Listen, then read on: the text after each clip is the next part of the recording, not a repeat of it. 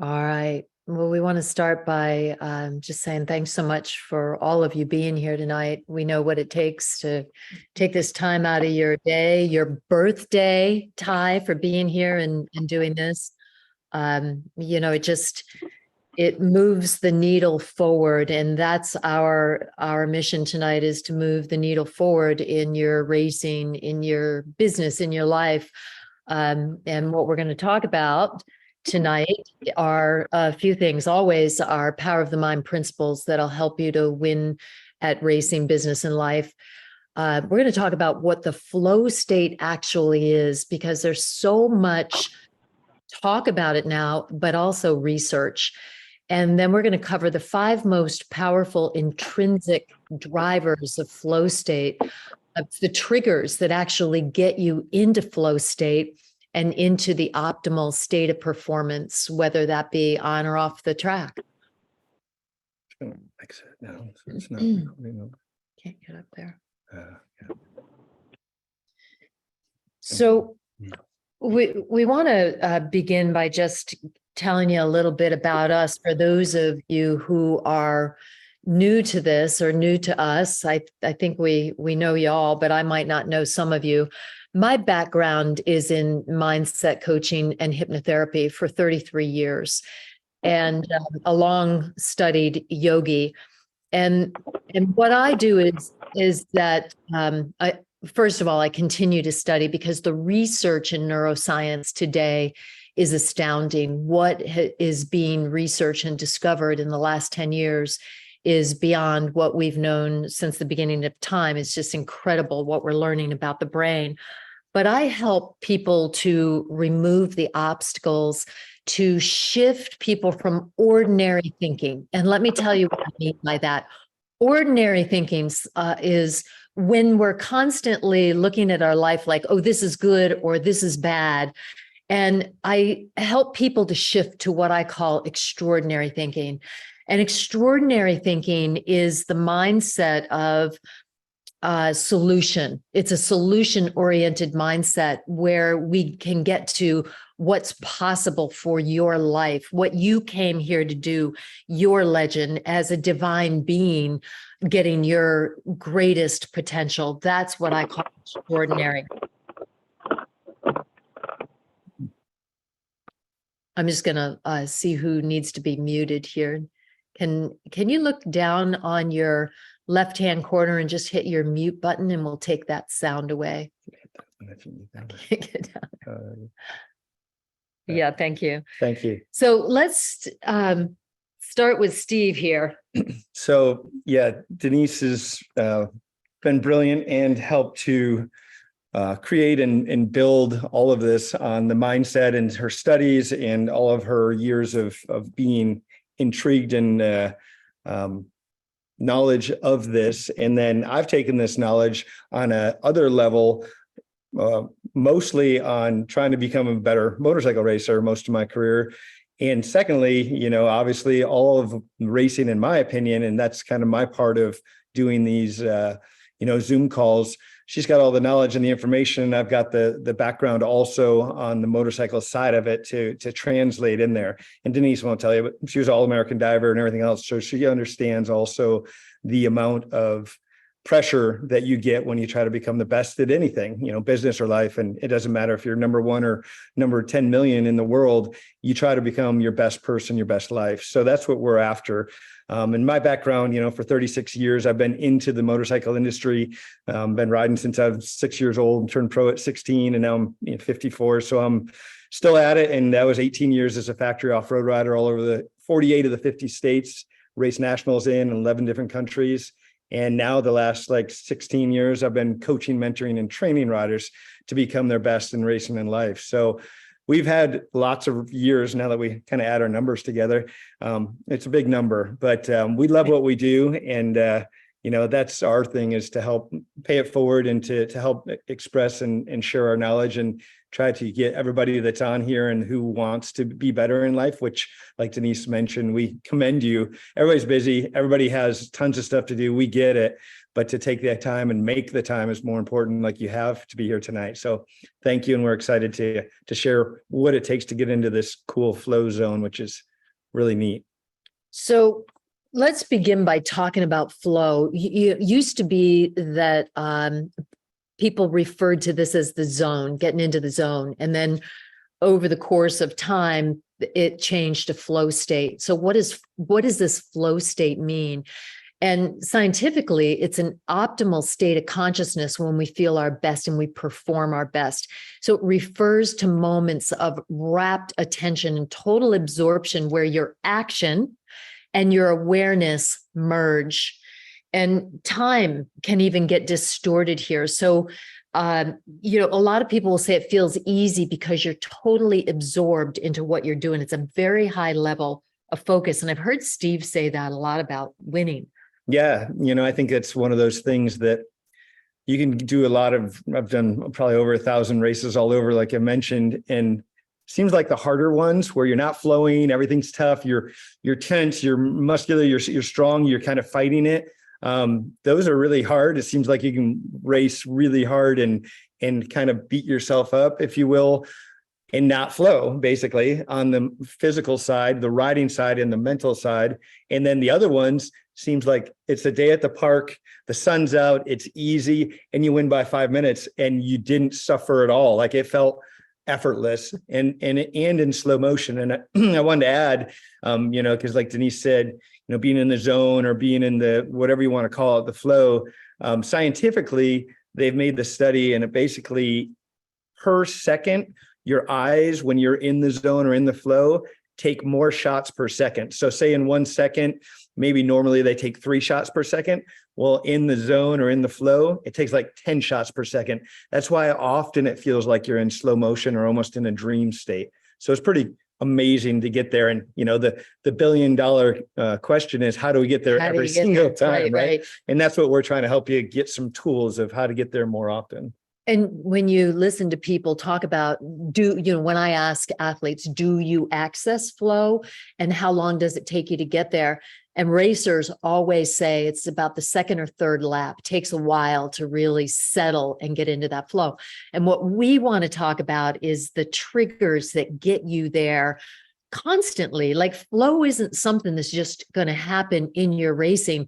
Flow is something that happens in your life when everything is in sync, where it feels like things are just working out. That's flow. And writers can do it, and musicians can do it. And, any of us can be in the flow with these triggers. So they work, whether this is, for your racing or for your life. So flow follows focus. And there are 5 internal intrinsic drivers of flow. So these triggers drive our attention into present moment is actually what's happening here. And so that you can get to an optimal peak performance.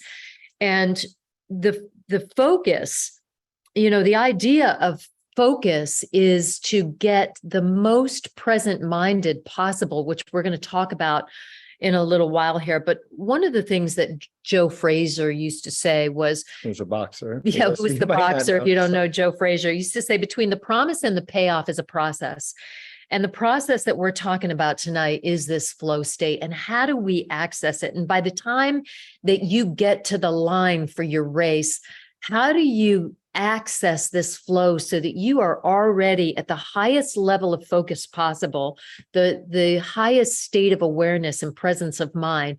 And then when you leave the track, when it's all said and done and the outcome is whatever it was, and I can guarantee the outcome is always going to be better if you've accessed this flow state.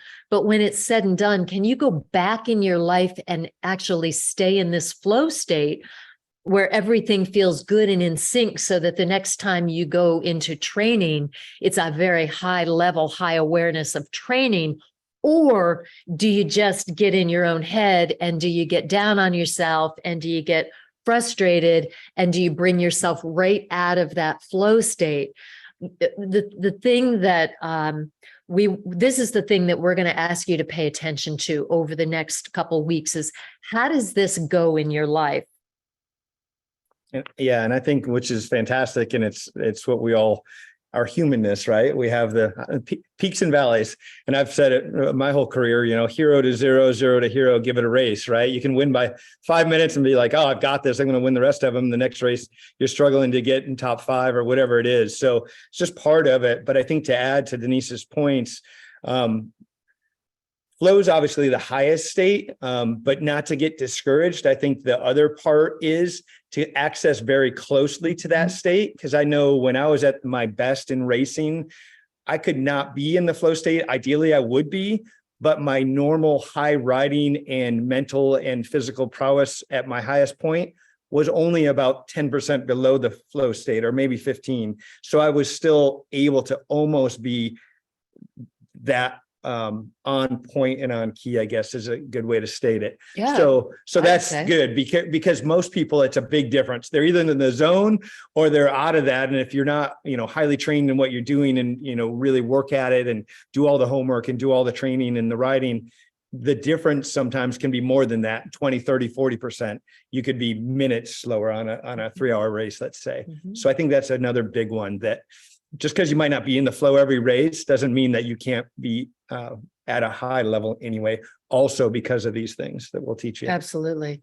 So believe it or not, there is a flow research collective. They're doing research on the brain for flow state. And it's they're leading the field in human performance. What they're coming up with is astounding. And what we're going to give you is they came up with 26 triggers that were preconditions for flow. And then they boiled them down and they came up with the top 5 triggers, which is what we're going to give you tonight. And that applies to whether that's an individual racing a race, or a group team flow in business, or, interpersonal, like lost in a discussion. When you're having a discussion with somebody that just is so in sync, that's considered a flow state. Or like a rock concert where you have a scale, a big, large group of people who are all in the flow because you've got these musicians that are creating this flow state for an entire group.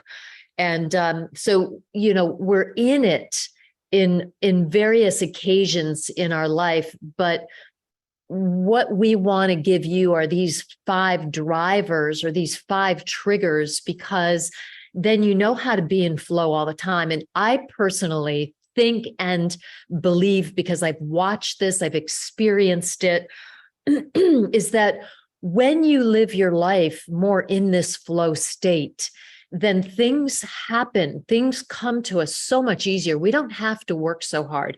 Things, we get our goals. We know what we want. And it's not like we have to work as hard to get the outcome. It's like things just begin to flow in our lives synchronistically that bring us to that. When somebody calls and you go, oh, I'm so glad you called. I was just thinking about you. And I was, I knew I had to give you a call, and they call in, these kind of things that are happening all the time in our lives. This happens in the flow state and because of the flow state. So the first trigger is what we refer to as curiosity, the curious mind. And what that means is a strong desire to know or learn. It's a coachable mind. And that differs. It's that you find the space in your life to survey yourself. You survey your race, you survey your thoughts. You're curious about how you got here. How did you get here tonight? What curiosity caused you to get here? Rather than being in the mindset of, I should have, I could have, why didn't I? Why couldn't I? There's always this temptation to think about what you can't do and what you didn't do or what you don't have to get there. There's a temptation to that. But one of the triggers for flow is curiosity, is to shift your mindset to be curious about everything. Steve and I just watched this fantastic documentary last night, which we highly recommend, on Stephen Curry. The NBA 3-point. He's a 4-time champion, Golden State Warriors basketball. And yeah, it was amazing. And it was called Underrated, right? Underrated. Underrated. And it's on Apple TV, but it was fantastic because he's too small, didn't have any muscle, on and on and on, and all these things. Didn't even make a major college team. His dad told him he had to shoot from, if he was going to be a pro, he had to shoot the normal way, like next to his ear to shoot, not down from his waist and up, because he was so small, he couldn't even get the ball there. He still shoots from his waist. And if you know of him in basketball, he's the highest 3-point shooter ever in the league.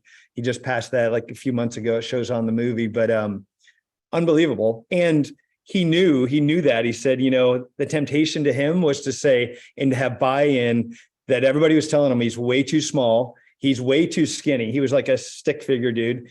And he couldn't do it. And he's like, the one thing I knew that I could do is shoot the basketball. And if I could shoot it from a long ways, basically from the net, he wouldn't have to get in there with the big, huge guys that are 7'2" and 350 pounds. He's 6'2", which still sounds big to probably most of us, but he's only like 170 pounds. And he still is not that big and strong compared to a lot of those guys. So against, overcoming the odds, but that's the curiosity. He found a way, right? He wanted to be one of the best in NBA basketball, and he was curious, and he worked at it, and he diligently worked at it. And one of the things that I do, and a lot of you that train with me understand this, try to ask afterwards, the curiosity. How did that race go? What are 3 things we did really good? What are 3 things that we can work on? Because it's usually right in your head, right after the race. You're like, oh, well, if I'd gotten a good start, or, oh man, if I had safety wire in my grip, it wouldn't have fell off, on the 3rd lap. So these things you need to educate on and be curious how you can become better. And you'll have a list. So you're not just keep going back in our humanness to being like, oh, I love hitting seat hop jumps is one of my favorites. So I should do that for 3 hours a day, every day, even though I'm terrible over here on my suspension testing and rocks and everything else.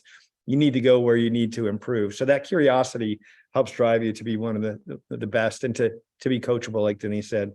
And I think it helps you to ask better questions about where you're at, rather than getting stuck and getting into that temptation of how I didn't do what I thought I could do, or it didn't go the way I wanted it to go, or, it's a real blame. It is a real temptation for the ordinary human mind to want to go there. And if you can make this just shift to curiosity. And that's one of the things that really stood out for me with Stephen Curry, was that he was a really curious person. He surveyed everything. He surveyed every game, every thought. You ask, look, what you seek is always seeking you. And if you ask the better question, well, then you're going to receive the answers to the better question. If you seek the better mindset, then you're going to receive the input for that better mindset. If you want to know where you're at mentally, look at your life externally. It is always a feedback for where you are internally, and it's always an inside job. So curiosity, love that. That was one of the triggers. And Steve and I talk about that all the time, curiosity. The second one is passion. And, that's the strong emotion. It's doing what you love. And I would say that you racers, you're doing what you love because, you're overcoming some serious adversity to stay in there and do what it is that you love. But, often you find that people really love the practice of something, and then they get to the race and they don't love that competition or the race as much, and it will reflect in results. Or, they're not completely passionate about what Steve was saying. Like, you love to do seat hops, but you're not passionate about roots and ruts. And so passion is like that burning desire in the belly to want to be great at something, to love something, to desire being really good, to desire that moment of, win and spraying that champagne, the passion. Like, I always looked at Steve and thought, why did you have so much passion for what you did when you had injury and you had to overcome constantly defeat and agony? And what was it? Like, what kept you Pretty hard-headed. It helps. Uh, all of it. I think the biggest thing for me was always, and still is, how can I try to be better tomorrow than I am today? And mine was in racing. I love the race. I mean, I love practicing too and training and all that. I was a trainaholic because I thought that was fun. And I figured if I could have that ace in my pocket, that was one thing that I'd be knowing going to the starting line against the pros, that if I was in as good shape, if not better than all of them, but maybe three of them, I'm really racing for a top three. So that was one of the things. But the other thing was really working on becoming better and overcoming really myself. Like, how can I be better each and every time? Even if I won or lost or whatever, it was really the journey of becoming the best, the journey to become better. Mhm. And learning from it. And, you know, I had one of my best mechanics, and I asked him, which was a great question. He was a 3-time Golden Wrench, came from motocross, supercross. And I said, why should I hire you? He goes, I'll tell you why. He said, I might make the mistake once on your bike, but I try not to ever make the mistake twice. And I thought that was pretty cool, especially since he was working on my bike, because I didn't want the front wheel falling off twice.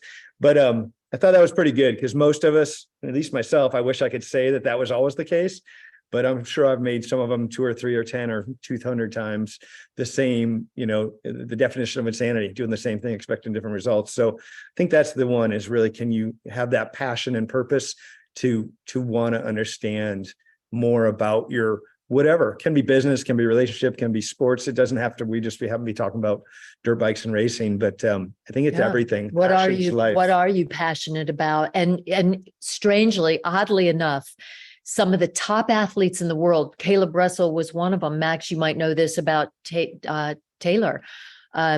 Their passion. Taylor Robert. Yeah, Taylor Robert. Their passion was to not lose. That's what drove them even more than to want to win. Their passion was to not lose. And I thought that was really interesting. So, like, where is your passion? You know, I know we've got some young guys on here right now who've told me that they're passionate about having fun, and they really strongly don't want to lose. That's a passion, you know, and it's a driver, it's a trigger for flow state. So just know that. Yeah, it's a good one. Next, we have purpose. And, you know, I think this is one of the strongest triggers, is why do you do what you do? It's the why. Why are you here? You want to talk about?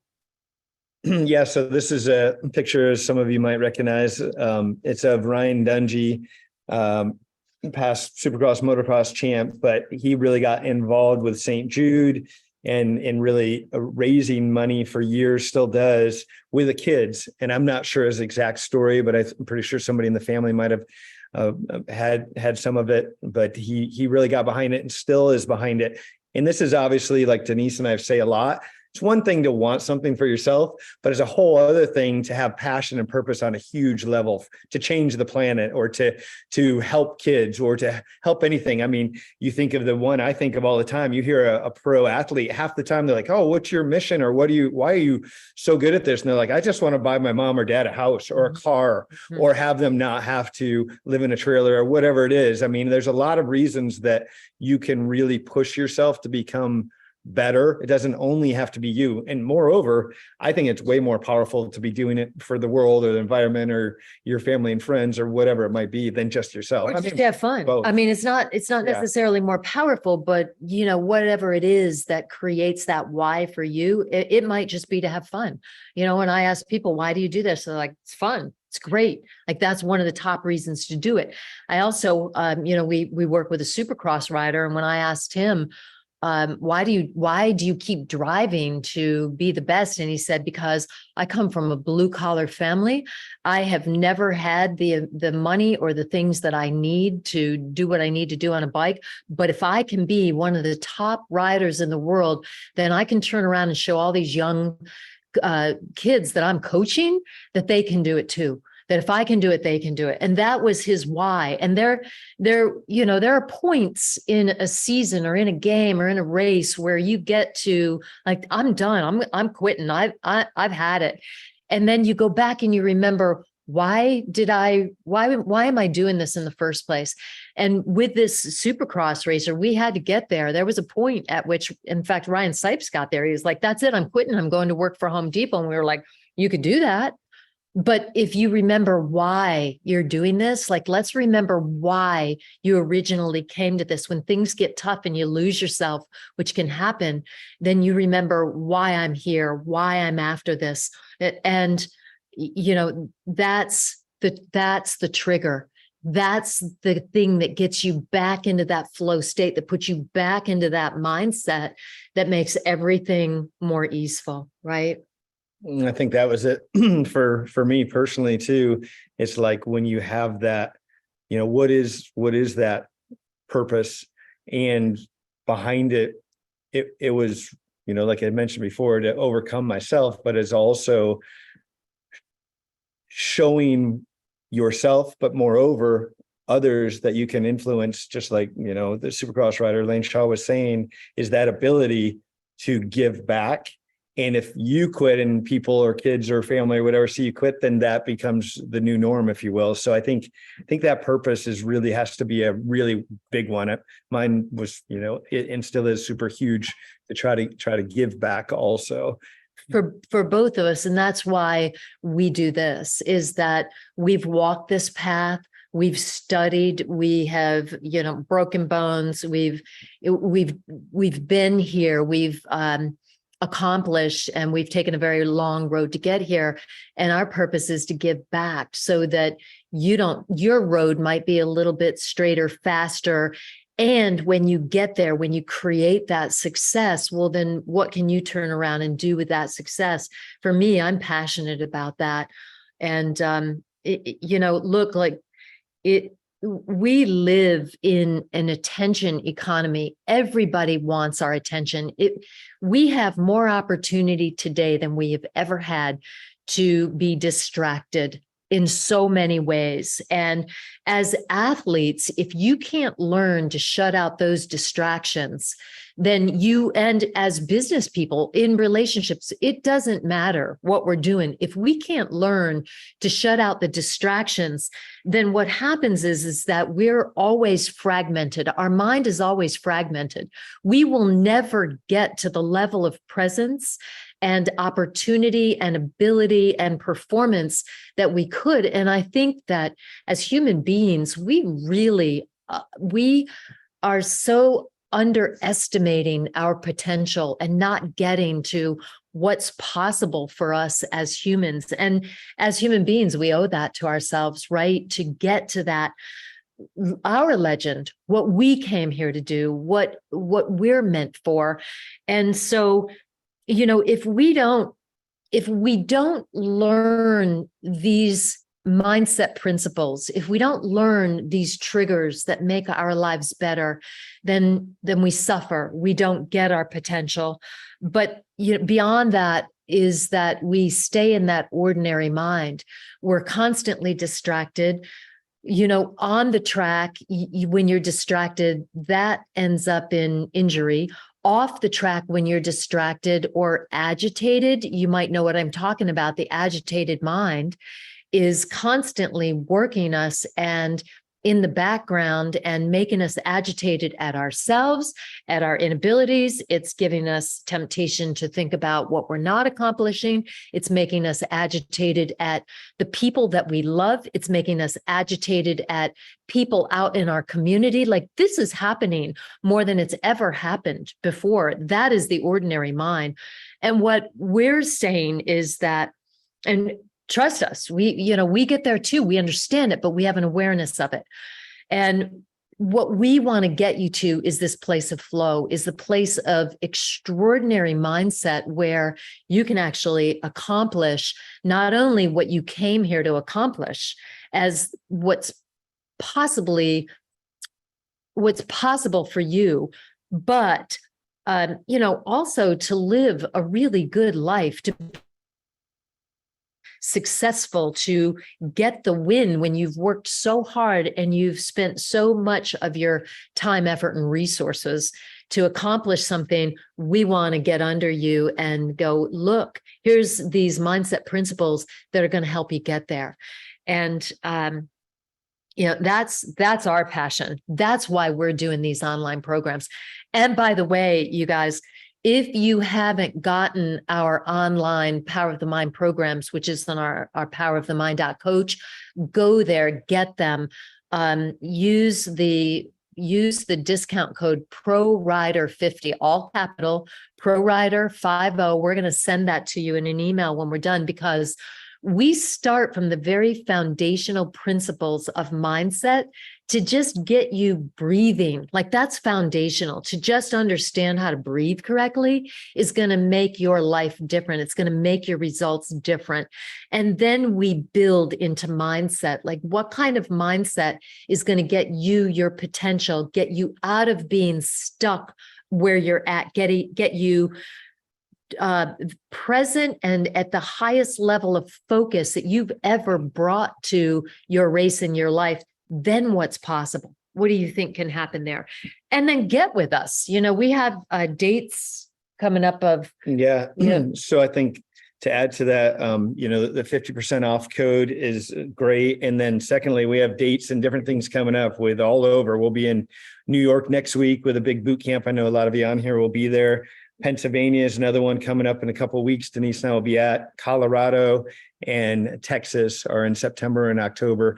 So if you can get with us in person or live also, as well as we do Zoom calls and different things. So there's a lot of ways to have I think the big thing is that we're saying, and with our programs and what we're giving back, is that we didn't have the tools. Yeah, we didn't have the tools. We really didn't. Yeah. And nobody does, right? And it's like going to your bike and going, okay, I want to put a new rear tire on it, and not having anything in your toolbox at all. So if you don't have a, size 32 rear socket and a huge ratchet, you're probably not gonna get your rear wheel off.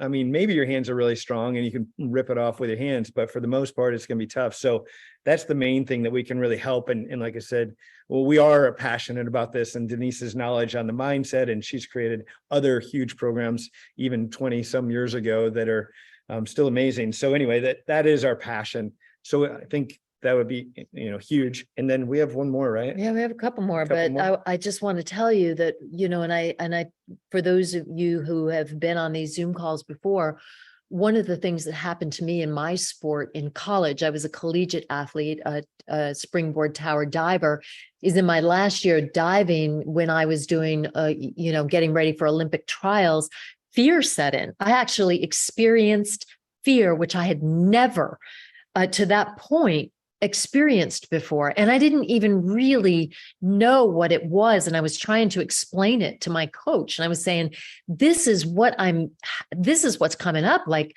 I don't even know what this is or what to do with it. And nobody could help or understand or put a perspective on it for me. I didn't have coaches at the time that could get me through that. I was just having a block of fear, and I couldn't receive the help that would have been very easy to step me to that next level and get me through that block that I was currently having. And so it's one of my drivers for having seeked mindset. What occurs in the mind? How do we reach our potential? What are these blocks and these temptations to think that we're not enough, or we don't have enough, or we can't? These are stories we tell ourselves that aren't true about ourselves, that keep us from getting our potential and our highest possibility in our life. And, we're really passionate about helping you do that. So, and I think to add on there, mine was whacking a tree. Not that I didn't hit a couple of them, but in coming back from that, it was a big deal, and broke my back and different things. Should have won the championship in the GNCCs that year. So to come back from that, you have to have tools in the toolbox. It's one thing. I knew how to miss trees, and I probably missed millions of them, but I've hit a few, obviously, and we all have, and that's just part of life, right? Sometimes you'll have the door hit you in the nose now and then, but it's like, how do you overcome that? Yeah. And that was the new thing with Denise, and really worked with me hard for 2 or 3 years, really, to get back up to the top peak performance, if you will. But nobody else knew how to do that. Most people would just say, well, just keep riding and whatever, but, building different things on the mindset and using the right tools and redoing different ruts on what you go past the tree. Don't keep re-envisioning the accident, all sorts of stuff.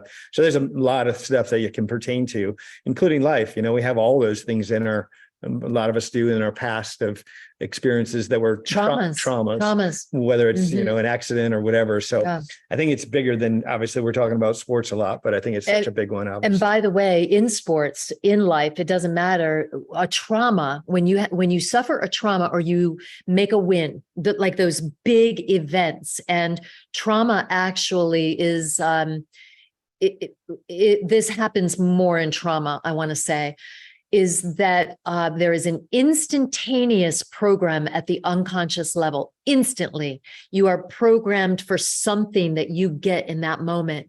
And you either have to program your way out of it, or hopefully it's a moment of win, as we saw with Corey Steed shaking the bottle of champagne on the podium. Like, that's also a big event that makes a big impact in the subconscious mind. So that's part of what we do in mindset work, is we get you to overcome those traumas in your life that have stuck you and you're unable to get past. It's one of the mindset tools. Next is we have autonomy. And what does that mean? It means that you're in charge, like your brain likes it when you're driving the bus, right?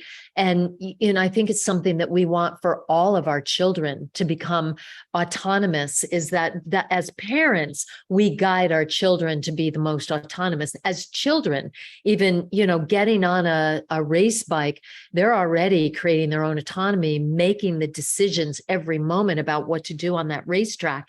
And that's powerful for a young person's mind. To be in charge there is part of what puts a person in the flow, right? And wouldn't we be a lot better in our lives if we had that full autonomy? Yeah, and I think to add to Denise's point on that, I think part of being, in my opinion, and Denise lives it, and I try to live it, the best you can be is being able to deal with the highs and lows quickly, right? And choose with a solution, right? And choosing, like for racers, it's choosing a good line, right? You're doing 1,000,000 miles an hour through the trees. There's 7 lines coming up. There's 3 people stuck. One of them has a tree root that'll endo you, and the other 2 are decent. You got to make that decision within a 1/10 of a second, right? And make the right one consistently for 3 hours or 6 days or whatever race you're in. So I think that's the big thing with that driving the bus, or with you being in control. It's, I even say it on a coaching level. It's like the bike to me, when I was a kid, the bike rode me. Like, I was just along for the ride. I'd try to keep it between the trees, try not to hit spectators.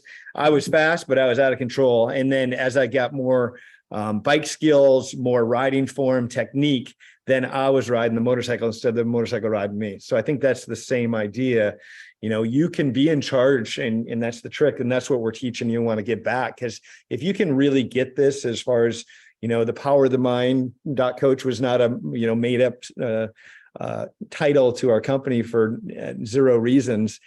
That's it. Those are the keys of the kingdom. It's like, if you can really, and of course, we're going to have the mind monkeys that one day say, Steve, you're the best thing since sliced bread. And the other ones that say, oh man, you've got nothing. What are you going to do? And how do we live 90% of the time in the higher one, if you will, and know how to deal with the lower days also? Well, it's a human condition. It's a human condition. Every single one of us being in this human body has the ability to think that we're not enough. And even the top cream of the crop athletes, the prodigies, will tell you they have those moments where they experience that. But what they've done is they've trained themselves to understand how to get out of it very quickly, or to be curious, to be passionate, to be on purpose, to know that they're driving the bus, not the bus is driving you, not that your mind drives you, that actually you can place it where you want it to go. And we're giving you the triggers and the ways in which to place yourself consistently. And by the way, it takes practice. Like, this doesn't happen overnight. So when we get into that place where we're going, I'm not enough, and we're tempted to go down that path of, I could have done better, I didn't give it my, the places where we cave in on ourselves, then we have these tools, these triggers, to be able to get ourselves immediately out of that, because it doesn't serve us in any way, and it's not true about us anyway, to be able to reset our course towards what's possible, towards our peak performance. lastly, we have mastery, and that's where we want to get to, no matter what it is that we're doing. And look, mastery on the track is really mastery over yourself. And when somebody is on the journey to championship, to champion, the thing that I always say to them is like, you can't just go from here to champion in, like that. It's like, there's this process about yourself. You have to learn to master yourself, to be not only proficient in your skill and your ability, but to be proficient in your mindset, in the way you think about yourself, in the way that you know that you can, and you're there more than what Steve was just saying, thinking that you can't, right? That you've mastered it. Well, and Denise asked me, of course, what I think, which would be a good photo on the mastery. And of course, I had to pick out Ricky Carmichael here. He was at Suzuki when I was on Suzuki Off-Road, and great guy, but just black and white and really a master at it. And, these nicknames, the GOAT, for some of you that might be too young to know exactly who he was, but greatest of all time. He was he had 2 perfect seasons in outdoors, meaning never lost a race. I know Jet Lawrence is on the mission of doing that now, so it doesn't seem that amazing, but so many championships, and really, I think the thing that I've heard behind the scenes, and I had a few different mechanics that were the same and stuff like that with him that I heard. I was always asking, and I'm still curious, how come these guys and gals are the best of the best? And I know with Carmichael, I heard stories, and I know his hard work ethic. But I've also heard numerous times that he was usually the first one to the track every time, or close to the first one on the track. Some riders would get there at 8 a.m. He would be there at 5 a.m. walking the track again, or the Supercross track again, or whenever he could be, and leaving later and talking to his mechanic and going, all right, we need to make it better, or not, and not even thinking about that. I think that the best think forward thinking, and a solution. Mm-hmm. And they're also thinking farther ahead than you can even imagine. Quick other side note on that, we'll open up to some questions here in just a second because we have extra time. But Caleb Russell, Denise and I have trained with him to begin with early in his career when he first won the XC2 championship. And later in his career, he said, Steve, I need to come down for 10-day boot camp in North Carolina, where he lives now. And this is like 6-7 years ago. And want you to do a boot camp with me for 10 days. I want my conditioning another level, my riding another level. I want like you to really, really push me. At the end of day one, he was throwing up, is how hard I was having him do interval sprints on a mountain bike and riding and everything else. It was gnarly. Like I almost felt like we went a little too far on the first day. So I backed it off a little from there, but we did 10 days in a row, which was gnarly. It was hot. We usually did 3 to 4 different sports in a day, from riding to jet skiing to the gym to bicycling, you name it. But anyway, at one of them, we went to Joe Gibbs had their racing track down there in North Carolina at the time. And we went to lunch afterwards, and it was like 5 or 6 of the top 10 GNCC Pro 1 guys were at lunch.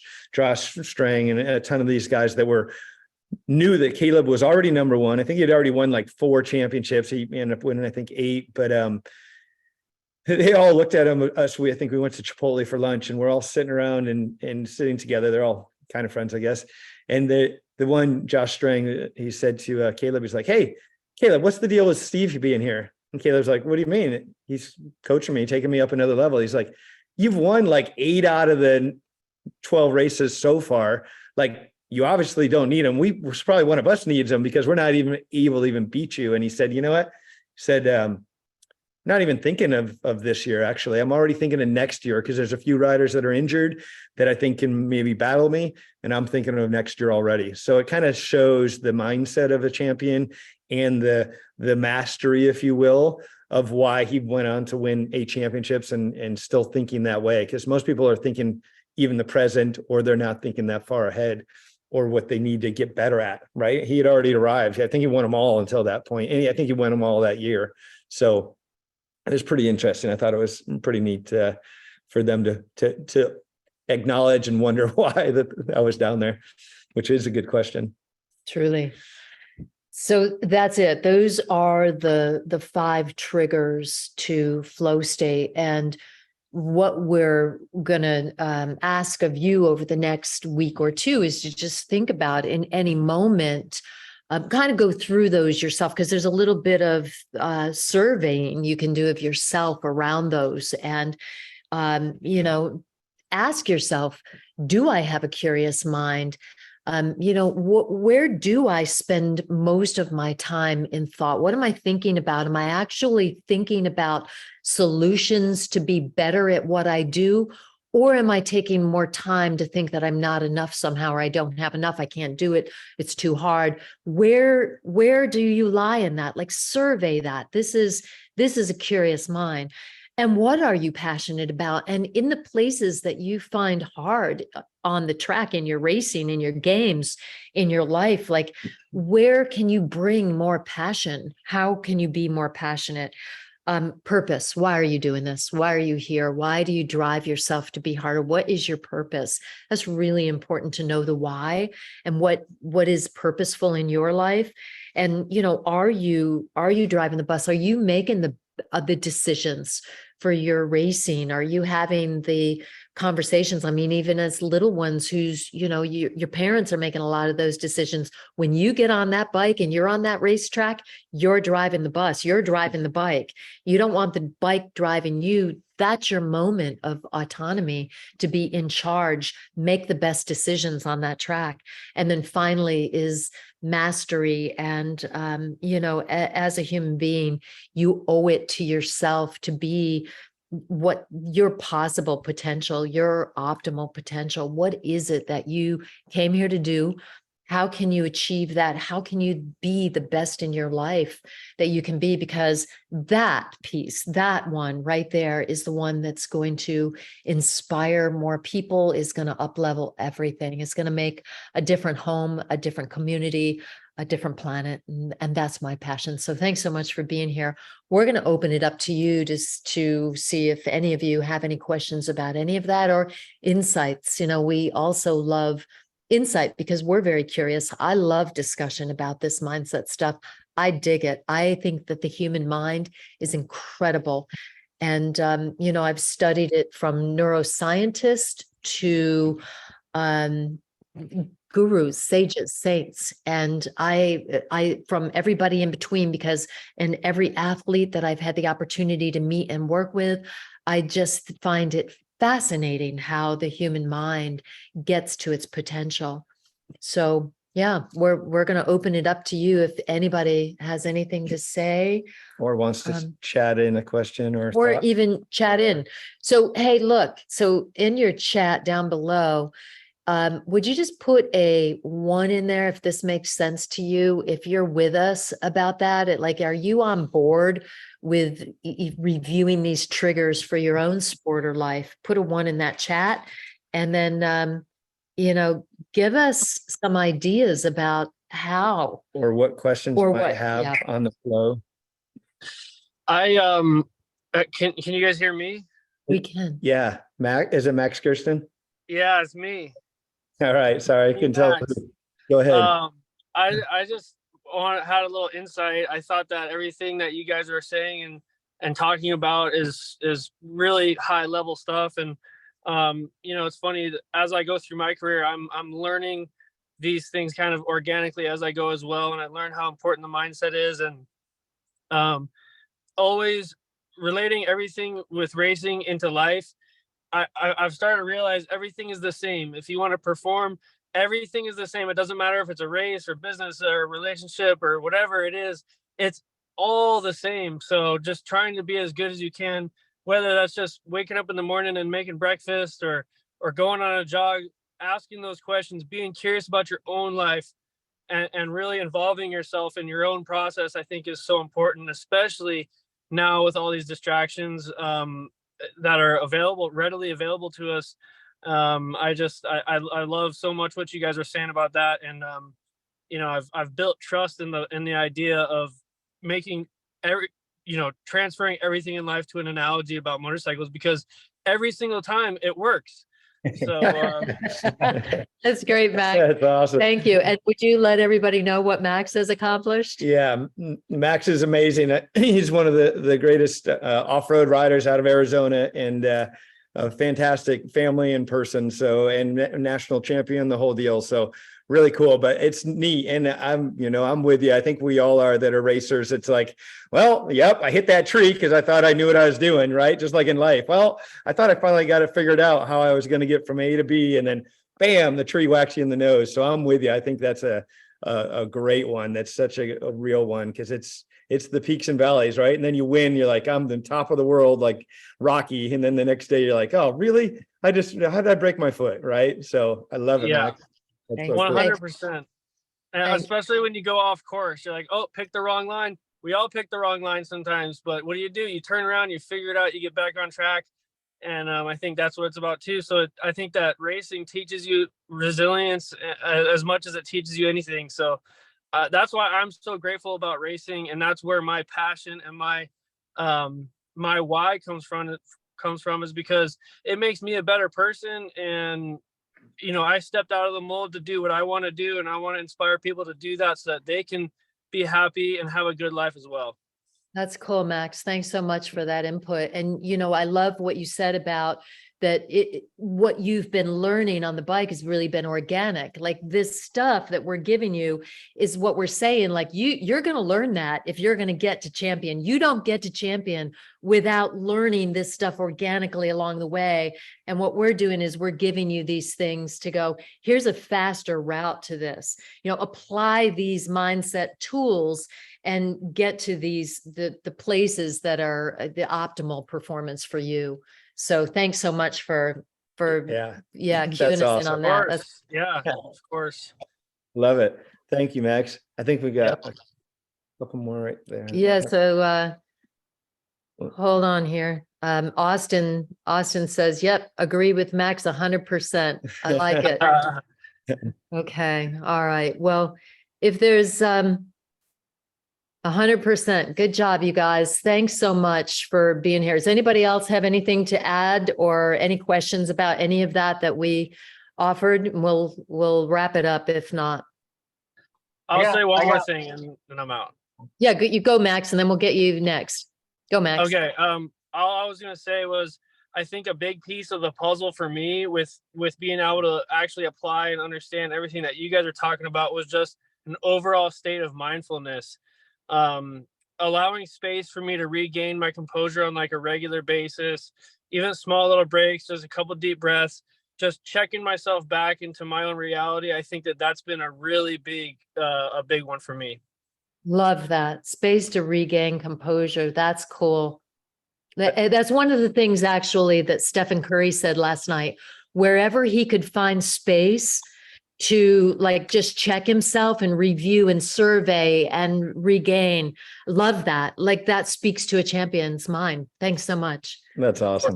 Love it. Thank you. And somebody else had something to say. Yeah. Maybe that ties into my question. So there's so many distractions these days, at cell phones and computers and everything. It's easy to be scattered brain. How would you help focus on racing?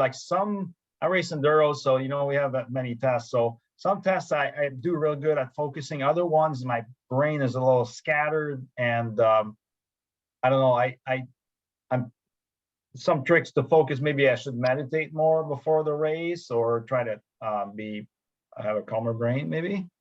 Yeah, well, one of the things that I would have you do is to go to our online programs, because it teaches just that from the foundation of learning how to breathe. Your breath, by the way, is going to be the fastest way to getting the mind more even and getting you into a calmer state. It's the fastest way.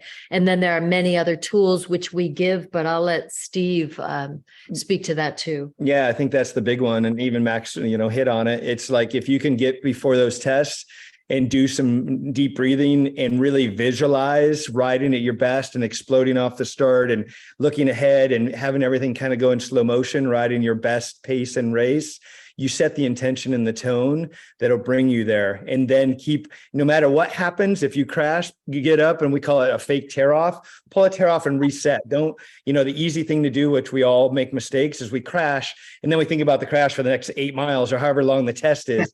You crash, you get back up, pull a tear off and go, you know what? History is just past me. I need to pull a tear off and race forward. Because if you don't race forward, you can have one eye thinking and being behind you, and you're going to make about 20 more mistakes in those last 8 miles. So you got to pull a tear off, race those 8 miles the best you can. Say you rip your front brake lever off, so be it. Now you've got plan B. You're racing without a front brake lever. Don't cry about it. There's nothing you're going to be able to do at the moment. Ride the best you can to the finish.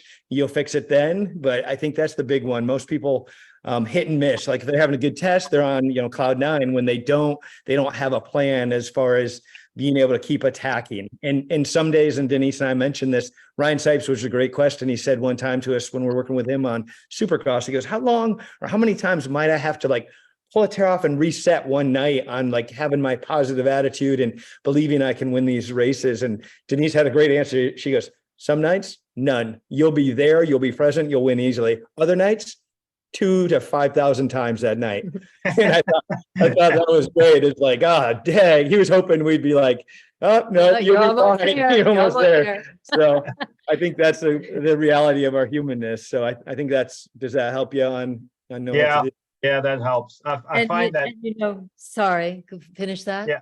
I find that if I force my eyes open really, really wide, it helps me focus. It's like, I don't know if I'm more awake that way or something, but I like that. I'm going to try that. I have the other theory too. Mine is if I'm riding instead of racing, I take the grip and I twist it back even farther. Because when I have it wide open, I can't be thinking about dinner or cruising in the test. I'm trying to miss the 20 trees. Yeah. So that can be more present. Just to way, but it works.